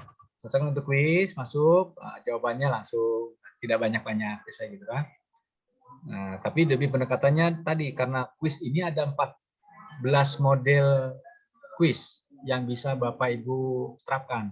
Ada yang model multiple choice, ada yang model multiple respon, ada yang model fill in the blank, ada yang model peta, kemudian macam-macam. Silakan nanti Bapak Ibu pelajari mana yang cocok. Jadi kalau untuk kebutuhan evaluasi secara keseluruhan dengan cepat, gunakan saja dengan Google Form. Google Form-nya nanti disematkan dalam dokumen HTML yang didesain di PowerPoint kita. Alamatnya sudah siap, linkkan, buatkan tombol. Nah, tombol ini dijadikan sebagai isi dengan link tautan yang di Google Form tadi. Saya kira udah jelas ya. Oke, baik. Ada yang lain, Bapak Ibu? Tambah ramai nih di sini demonya nih. Pak Gus, mohon izin bertanya, Pak. Dulu, Pak. Iya. Assalamualaikum warahmatullahi wabarakatuh. Waalaikumsalam. Saya Saiful Hadi dari Gresik, Pak. Background mapelnya kimia. Ya. Untuk iSpring ini kebetulan baru pertama kali ini saya mengenal. Ya. Alhamdulillah iSpring sendiri sudah saya install. Namun yang web APK-nya belum, Pak. Dan ternyata di laptop saya belum ada untuk Java-nya. Nah, kalau menurut Pak Gus ini saya harus ambil Java yang seperti apa ini, Pak? Download di Google-nya itu bebas atau seperti apa, Pak? Ya, pertama terkait dengan Java itu untuk kebutuhan konversi yang nanti dipakai untuk merubah HTML hasil publish-nya iSpring menjadi paket Android berbasiskan APK. Oke. Jadi sederhananya Pak, ada yang installnya lancar, monggo, dan Java-nya, ya, Java ini sudah otomatis memberikan Java yang terbaru oleh updater Java-nya. Jadi Bapak Ibu nanti akan diberikan link Java untuk diunduh, untuk diupdate. Jadi tidak perlu memilih yang apa aja yang ada dimunculkan, itu tinggal diinstal, gitu ya. Nanti kendala apa tidak bisa menginstal, nanti langsung satu persatu nih harus kita tuntaskan, ya, saat Bapak praktek, ya. Saya dampingi, ya Pak ya. Oke. Oke, makasih Pak. Baik Pak. Oke, silakan. Yang lainnya mungkin ada Pak Muhammad 019. Silakan Pak Muhammad. Oh ya sudah, yang barusan tadi Pak. Oh, monggo gimana? Sudah, barusan tadi saya. Oh ya sudah ya. Pak Muhammad, monggo, makasih. Saya Pak mau bertanya Pak. Monggo Pak Ibu Marta Marpaung. Ya, Pak, makasih Pak. Saya kan baru pertama kali mengetahui Spring ini. Namun kemarin saya pernah coba yang SAC itu Pak, yang Smart Art Creator itu Pak. Nah, saya coba yang pas saya gunakan di Android. Jadi kalau untuk kuis anak Pak, kuis anak itu nilainya hanya ada di Android. Nah, tadi Bapak menyarankan kan yang untuk iSpring ini kan harus dilingkan dengan Google Form. Nah, kalau seandainya nanti iSpring ini nanti dijadikan APK, tadi kan ada kuisnya dihubungkan dengan Google Form. Apakah nanti APK-nya di Android anak berfungsi, Pak, ketika anak tidak online gitu, Pak? Itu Pak pertanyaan saya. Makasih Pak. Kalau baik, makasih Bu Marta. APK bisa jalan dalam kondisi lokal, dalam kondisi ada internet ataupun tidak ada internet. Oke, tergantung konten yang Bapak Ibu buat. Akankah ada link dari YouTube? Akankah ada link dari Google Form? Ataupun link dari server lainnya? Kalau ada link ke server lain, YouTube, Google Form, ataupun yang lainnya, maka koneksi saat membuka APK jalan, tetapi ada bagian materi yang kalau linknya ke YouTube, maka tidak bisa terkoneksi kalau internet tidak ada. Jadi, tergantung kebutuhan. Ibu, Bapak akan menerapkan APK-nya murni untuk tanpa ada internet, maka buatlah yang simple. Buatlah yang materi yang singkat. Karena APK, kalau video masuk ke dalam APK, pasti besar ukurannya. Bayangkan video misalkan ada 50 mega, disimpan dalam APK nantinya. Kalau itu terjadi, maka APK-nya akan membengkak. Ukurannya 50 mega harus diunduh oleh siswa, kan gitu APK-nya. Nah, itu tidak tepat. Yang tepat adalah buat materi-materi kecil di APK yang sifatnya tidak menyimpan video kalau di APK dijalankannya di lokal. Materi yang singkat, mungkin video penjelasan berupa suara gitu kan, suara Bapak Ibu menjelaskan, itu akan sangat membawa semangat siswa mendengarkan suara ibu, mendengarkan suara Bapak Ibu menjelaskan. Oh ingat Bapak ini udah figur saya untuk belajar. Karena anak didik kita ini benar-benar tidak bisa lepas akan figur seorang guru. Jadi menjelaskan APK, kalau APK berupa suara itu kecil ukurannya. Tapi kalau APK-nya di dalamnya ada file video, besar ukurannya. Ya, hindari menggunakan APK berupa video, kecuali videonya link ke YouTube. Maka APK-nya tetap kecil. Ya, gitu. Tadi apa ya? Oh ya, tadi internet atau tidak internet. Saya kira gitu ya, jelas ya. Jadi selama Google Form tadi. Google Form-nya, pasti Google Form itu adanya di webnya Google. APK ada di lokal. Ya, pada saat dia menjalankan Google Form, soal-soal di Google Form ya tidak bisa kalau tidak ada internet. Ya Bu ya? Jelas ya Bu? Iya Pak, terima kasih Pak atas pencerahannya. Baik Bu. Oke Bapak Ibu, silakan. Yang lainnya? Waktu kita sudah 1,5 jam, monggo. Kita nanti bisa diskusi di lain kali di WhatsApp ataupun di LMS ya. Tapi kalau ada yang ingin ditanyakan masih bisa. Silakan. Saya Pak, izin bertanya. Ya, baik Ibu Maita. Ya. Iya Pak, terima kasih atas kesempatannya. Untuk saya izin bertanya untuk instalasi nih Pak.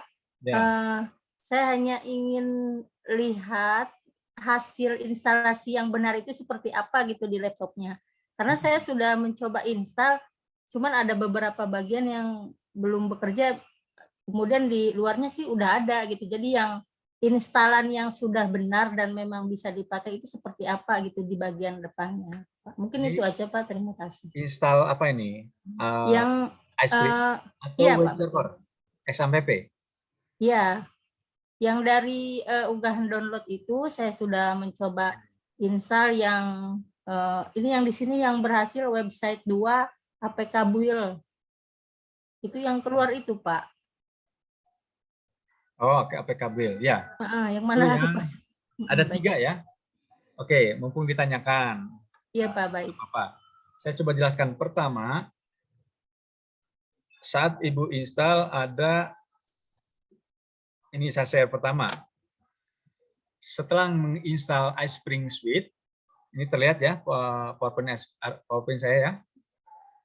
Nah, di sini ada menu tambahan. Setelah diinstal iSpring itu akan muncul menu tambahan iSpring Suite 9.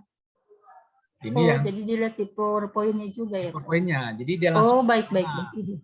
Langsung tertanam di PowerPoint. Nah, di situ ada rekam, kuis. Nah, gitu. Ibu simak di video pertama saya ya, Bu ya. Oke. Baik Pak, belum sampai lihat videonya, baru sampai download. Iya. Begitu juga yang lainnya, Bapak Ibu ikuti ya. Nanti jelas di situ. Bagaimana APK dan seterusnya. Saya kira itu dulu ya, jelas. Silakan. Yang lainnya. Ada? Setelah iSpring ini Pak, di-download apa lagi Pak? Yang di drive download itu. Apalagi Pak yang diinstal? Oke. Di drive download itu ada 3 yang perlu diinstal. Oke, coba saya buka ya. Web 2 APK sama latihan media APK ya. Nah, ada XAMPP ya. Coba saya buka dulu ininya.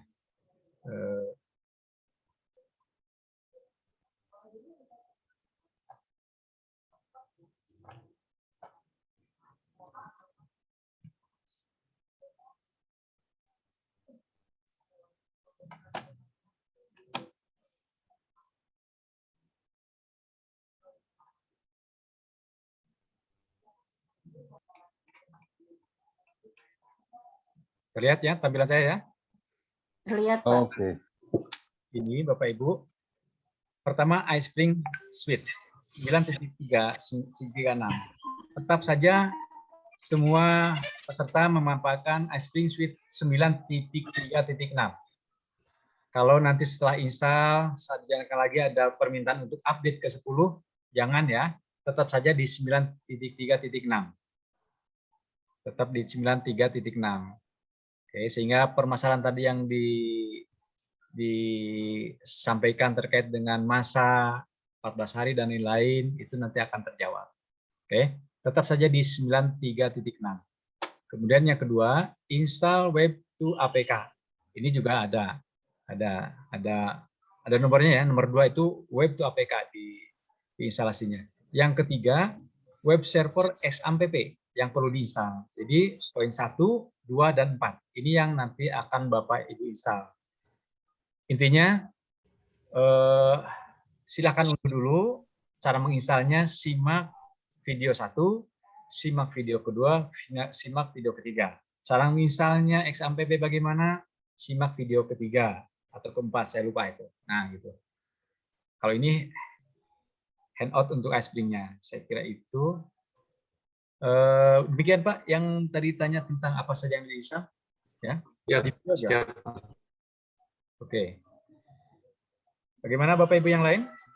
Ada lagi pertanyaan mungkin? Tidak, Pak. Sudah jelas, Pak. Jelas ya? Baik. Tinggal nyoba, Pak. Nah, betul Pak. Jadi kita nanti akan banyaknya mencoba. Banyak pertanyaannya, Pak gimana nih belajarnya? Waktunya malam boleh nggak? Namanya mandiri, maka belajarnya itu di Bapak Ibu. Kapanpun selonggarnya. Kapanpun selonggarnya, betul.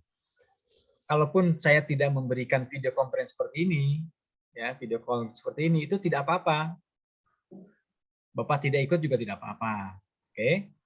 Jadi memang saya diwajibkan punya rekaman bukti bahwa saya memberi pembimbingan pada Bapak Ibu. Pak yang hadir cuma 1, saya jalankan. Kecuali tidak ada satupun yang hadir, maka saya berhenti. Oke, gitu ya. Oke, praktekkan Pak ya, Bapak Ibu ya. Pokoknya sesi 2 itu inti dari iSpring. Sesi 2. Praktekkan apa yang ada di video 1, apa yang ada di video 2, apa yang di video 3, dan apa yang ada di video 4. Insya Allah dengan 4 ini Bapak Ibu terapkan dalam membangun nanti tugas akhir di sesi 3. Oke, nanti Bapak Ibu harus berkomunikasi dengan grup yang lainnya. Sesi 2 juga sama, komunikasi dengan anggota grup. Oke, saya kelupaan. tolong nanti Bapak Ibu tunjuk satu perwakilan atau mungkin ketua kelompoknya ya di masing-masing kelompok, sehingga saya pada saat memberikan solusi yang tertentu akan saya sampaikan pada ketua kelompoknya ya, itu ya. Saya kira itu dulu Bapak Ibu. Ada hal lain mungkin yang ingin disampaikan? Cukup? Sementara aku, Pak. Baik. Terima kasih. Explore dulu. Ya, silakan. Betul, harus explore dulu ya. Harus explore dulu. Terima kasih. Mohon ditargetkan sampai hari kelima Bapak Ibu sudah menuntaskan sesi 2. Mempraktekkan video sebanyak 5 video. Di hari kelima itu sudah bisa tuntas, diharapkan begitu. Sehingga kita punya waktu 7 hari untuk menuntaskan tugas akhir. Jadi dikebut di awal nggak apa-apa, dikebut di awal karena sesi 1 sampai sesi 2 itu menirukan ya, menirukan apa yang dicontohkan. Dikebut sampai 5 hari itu bisa. Saya kira banyak juga yang sudah hari ini sudah banyak yang sudah bisa menuntaskan. Oke, saya coba tunjukkan progresnya ya, mumpung masih ada waktu. Setelah itu nanti kita tutup. Oke. Ini adalah progres dari aktivitas Bapak Ibu. LMS memiliki keunggulan seperti ini Bapak Ibu. Ini, setiap agenda sesi 1 itu berurutan. Sesi 1 materi-materi itu berurutan seperti ini. Ya. 1, kemudian 2, setiap konten. Bapak melihat video, Bapak menilai penilaian diri iSpring, tes awal, diskusi pembelajaran bantuan terus. Itu terlihat, oh Bapak sudah mengerjakan atau tidak. Contoh Ibu Dea sudah mengerjakan sampai posisi tools. Bu Dea sudah mengunduh nih, sudah masuk ke unduhan dan sudah mempelajari literasi TIK. Itu ada juga yang sudah kenceng nih. Ada juga yang masih belum masuk. 1 orang belum masuk, ini lagi saya telusuri. Kenapa Bapak, ada kendala login kah atau apa? Oke, ini seperti ini yang ada di LMS saya untuk memantau keaktifan dan kendala. Ayo kita semangat. Kalau ada yang tertinggal, ingatkan juga oleh sesama anggota grupnya ya, gitu. Karena sekarang kita dituntut untuk bisa mendampingi siswa kita dari jarak jauh, Bapak Ibu. Anggap saja COVID 2022 ini sudah tuntas, tidak ada COVID di muka bumi Indonesia. Turun lagi, turun Pak, datanya Pak. Pak, nama saya Pak. Nah, tetapi teknologi pembelajaran jarak jauh akan tetap ada. Saya yakin itu akan tetap ada, pembelajaran jarak jauh akan tetap ada. Oke, demikian Bapak Ibu, terima kasih atas perhatiannya. Terima kasih. Sedikit Pak. Monggo, silakan. Itu di Damba itu ada iSpring tahap 1 berbeda ya Pak dengan tahap 2 ya Pak ya, beda. Oh iya. Itu belum saya hapus. Di angkatan-angkatan awal iSpring itu memang ada dua tahapan ya. Tahap 1, tahap 2. Tapi sekarang dirangkum menjadi 1 tahap. Gitu Pak. Oh ya. Jadi tolong sampaikan aja, itu 1 sebetulnya. Cuma sekali, cuma 1 tahap. Satu lagi Pak. Ini kalau teman guru harus mapel IPA ya Pak, SMP misalnya Pak. Misalnya mapel bahasa Inggris itu bisa ikut ya Pak ya? Boleh Pak. Boleh, di media. Jadi di Damba itu semua mapel? Betul, semua mapel. Kan di situ ada elektronika, Bapak Ibu media belajar controller, ada Pak di situ. Bapak yang senang dengan ya banyak lah di situ ya. Nanti dilihat di media, cocoknya di media. Kalau yang guru bahasa tentu tidak akan mendapatkan materi keIPA-an, ya, materi tentang SD IPA. Tapi di umum dan media. Oke, silakan. Terima kasih. Baik, terima kasih. Baik, saya kira itu Bapak Ibu. Terima kasih atas perhatiannya. Saya mohon maaf atas kehilapan. Tidak tertutur mungkin saya menjelaskannya. Sekali lagi saya mohon maaf. Kita akan terus berdiskusi. Saya akan dampingi Bapak Ibu. Jangan sungkan untuk bertanya. Buat pembelajaran ini menyenangkan. Jangan takut. Boleh Bapak Ibu memanggil saya Bungkus karena memang konten saya juga namanya adalah Bungkus. Saya punya konten namanya Hobi Bungkus. Oke, silakan. Hobi saya berternak, hobi saya di perkayuan juga ada di situ. Terima kasih Bapak Ibu, jangan sungkan untuk bertanya, tidak perlu serius-serius, yang penting maju, yang penting bisa. Terima kasih. Subscribe ya. Ya Pak, waalaikumsalam. Terima kasih banyak. Waalaikumsalam. Waalaikumsalam warahmatullahi wabarakatuh. Jangan lupa subscribe Bungkus. Tidak wajib. Saya melihat Pak Kus sudah di dunia nyata dan di dunia maya sekarang, Pak. Bapak, sudah di-subscribe, Pak.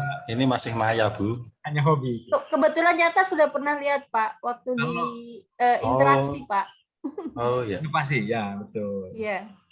Ya silakan. Nanti Bapak Ibu yang serius di ice cream-nya, buatlah sebuah produk ice cream. Nanti lombakan di inovasi, mudah-mudahan terpilih untuk dipanggil ke Jakarta ataupun ke Bandung atau ke PMATK IPA. Insya Allah biasa kami akan lombakan. Ya. Tahun kemarin tadi juga ada peserta yang dari inovasi dipanggil ke Bandung ya. Oke. Iya, kebetulan Pak. Silakan, mendapat kesempatan itu. Ya. Oke, kita bungkus semuanya. Oke, siap. Silakan. Ya. Oke, izin live, Pak. Monggo, silakan, Pak. Izin live Pak, terima kasih banyak. Assalamualaikum Bapak Ibu. Salam. Bagus progres nama saya, Pak. Sudah sampai mana, Pak? Boleh. Bisa.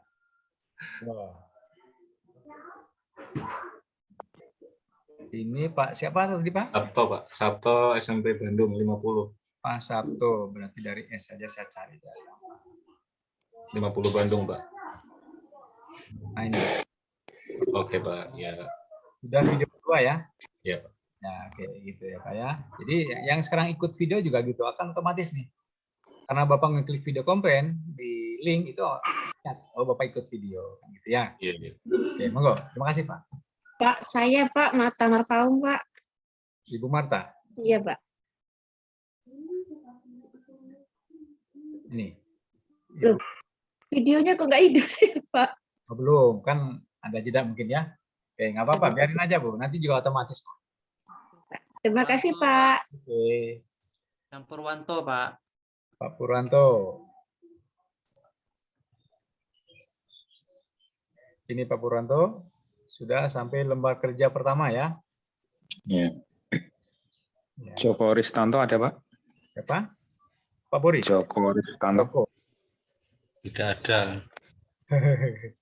Terus ngarit turun. Pak Joko, ada Pak Joko nih. Video 1. Oke.